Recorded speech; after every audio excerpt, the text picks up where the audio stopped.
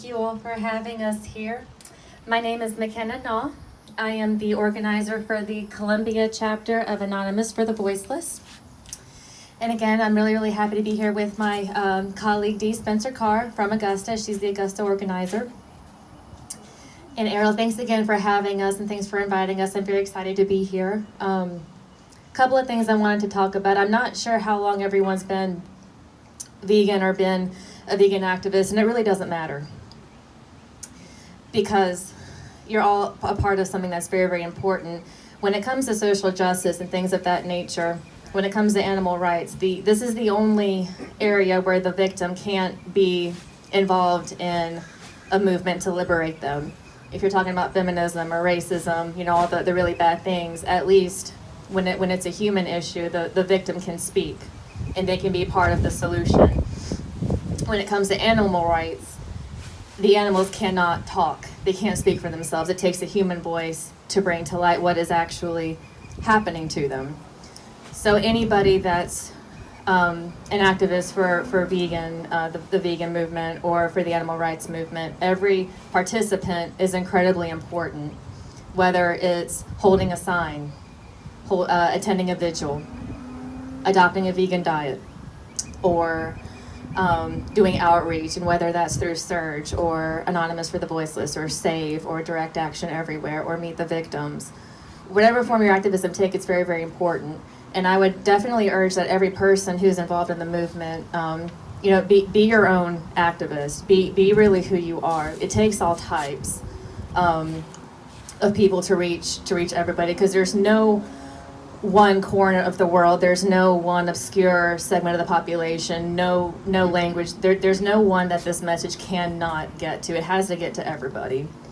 So there's, as you know, the common stereotypes of vegans where we're all like hippies or freaks, or, you know, we all live on the fringes, you know, whatever the case may be, that we're always having to fight every single day.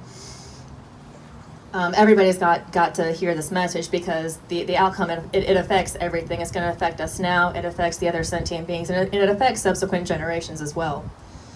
So I say all that to say, whether you're a believer, a non-believer, military, civilian, peacemaker, asshole, like whatever you are, just be that and be your own kind of activist.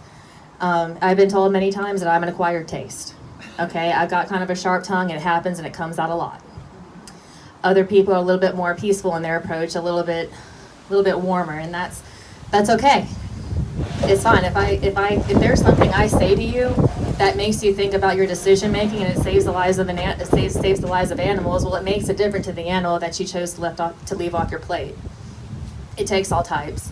So don't think that activism has to be limited to one thing or one type of person or one type of personality. It takes everyone. So don't think that you have to fall into any one type. So with that, thank you. Wow. Thank you, McKenna. Yeah. Thank you. Thank you, McKenna. And you forgot to say. Oh, yes. I also failed to mention I do have a small SAVE group up in Columbia.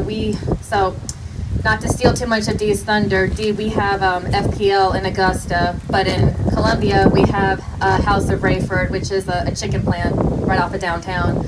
About 125,000 birds a day are slaughtered. So where we have FPL in the Augusta backyard, we have House of Rayford in the the Columbia area. So part of my SAVE group is I want to start bringing awareness to that sector, because it's just right off the road, but people drive by it. You get so used to seeing it, I think people almost forget that it's there. But it's not an obscurity. It's definitely a real thing. And I notice they do a lot of their transports at night where people aren't up and can see what's actually happening. So a lot of the stuff is veiled. It's under the cover of darkness because the industry doesn't want you to see what's really happening. So again, different kind of activism.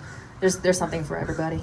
Can you mention at least people who might watch the video that are not active, what the SAVE movement is?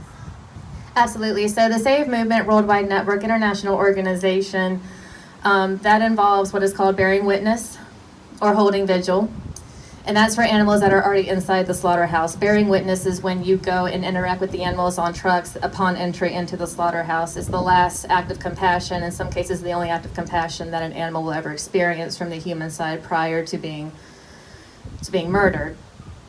And it's a grassroots movement. It's a really good way to bring awareness to what's actually happening. A lot of people can't watch the footage. They can the footage that AV provides, maybe they can go up to the animal and really make the connection that way. Oh, this is a living, breathing thing. It has thoughts, it has feelings, and it's right in front of me. But once it comes out of this building, it's not going to be a living, breathing thing with feelings. It's going to be something somebody paid for to have killed and tortured. And so that's a really, really good physical way to bring people into the equation, make them see that, no, this isn't some kind of obscure thing. It didn't just, it didn't grow on a plate. This was actually something that was roaming the earth at one point. It takes a really strong stomach to bear witness. It's a very moving experience. I would say, Dee, you've been doing this for a long time, and you'll take it out. It never gets easy. It absolutely does not. Are there any more questions? Thank you, Sonia. And this is the Augusta Extraordinaire, Dee Spencer Carr. Thank you. Thank you. Thank you, and thanks for having me, and pardon my allergies because they're kicking in here. Sorry. As McKenna mentioned, I started out with the SAVE movement. It'll be 3.5 years now, where I was just the crazy lady with the sign in front of FPL Foods. And seriously, I was the only one out there for quite a while. They do hide that facility off the main road. It's not well known, or if it's known, people bury their heads in the sand in regards to that. So I decided that that would be the start of my activism. And I stood there every Tearful Tuesday until one other person found me, and then another person found me. And I think we have about 5 or 6 of us that are regular there. And it just doesn't get easier. It's difficult to look into the eyes of an animal that knows that it's going to die, and they do. There's no doubt about it. From what I've seen, they are very aware. And as I mentioned, we did get some of the footage closer that was in that film. So that's how I started. And I thought, this is great. This is what I'm going to do. And as I heard about other organizations, AV came into play, DXE came into play. I wanted to try them all, really, and I did. And I kind of stuck with AV and SAVE. They mesh really well. I'm not saying DXE does not, because they do great things. But for me, the SAVE movement and AV mesh very well. So that's how it started.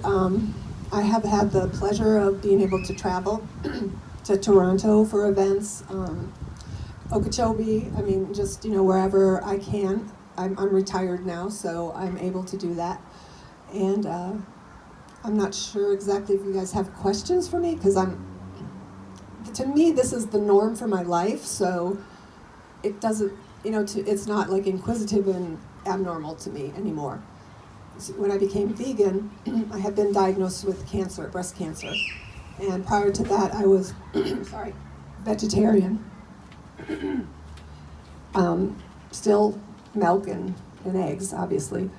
But as soon as I was diagnosed with cancer, I immediately went vegan. And to me, the step with vegan and ethical went together. It just made sense. Thank you.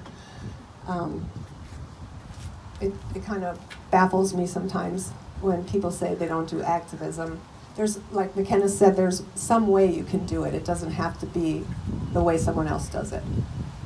And I believe you all do activism, so I'm preaching to the choir here. And that's how I started. Breast cancer came into play. I've been through several surgeries. I'm cancer-free now. The same thing happened with my mother.